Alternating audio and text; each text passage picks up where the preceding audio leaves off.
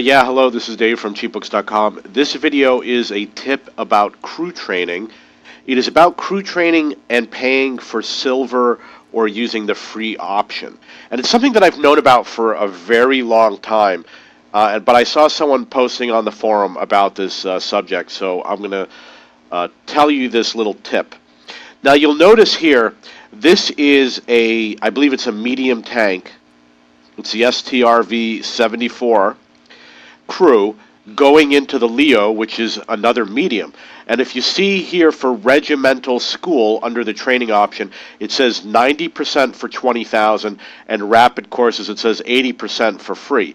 But if I switch to light tank, the regimental school is 80% for 20,000 as compared to 90%, and the rapid courses is only 60% on the light tank, but 80% on the medium tank. And if you check the other classes such as TD, you're going to notice it also goes down. So basically what this means is when you retrain your crew, there is a discount if the crew is going into another tank of the same class. So if the crew was a medium crew member going into another medium, you get to train to a higher level, 90 or 80%.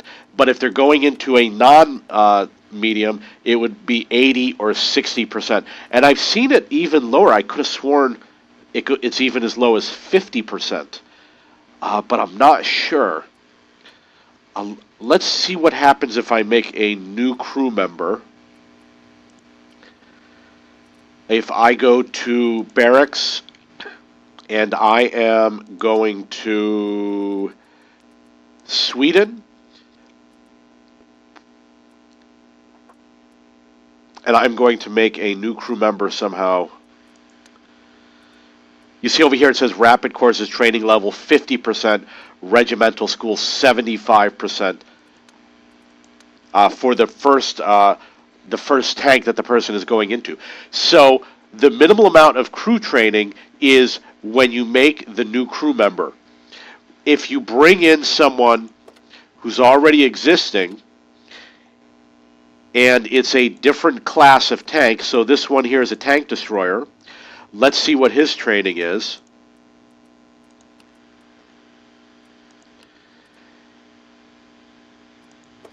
He is at the second level. So you got the minimum, which is 50% and 75% for somebody who's never played before. Going into a new class of tank is the second level, which is 60% to 80%. Going into the same class of tank would be 80% and 90%. So what does this mean? If you want to get the most benefit, save all of your crew members. You see this guy, he's got 17%, and if I go to his personal file, he's played 7 games, yet I will keep him. I've got crew members that have only played 1 game, and I keep them because there is that discount when you retrain. And I've known this because when you're in around Tier 4, there's no heavy tanks in Tier 2. So if you're going on a medium tank line, it's going to become a heavy tank. And I noticed that there were price differences. So I've noticed for like 3 years I've known about this.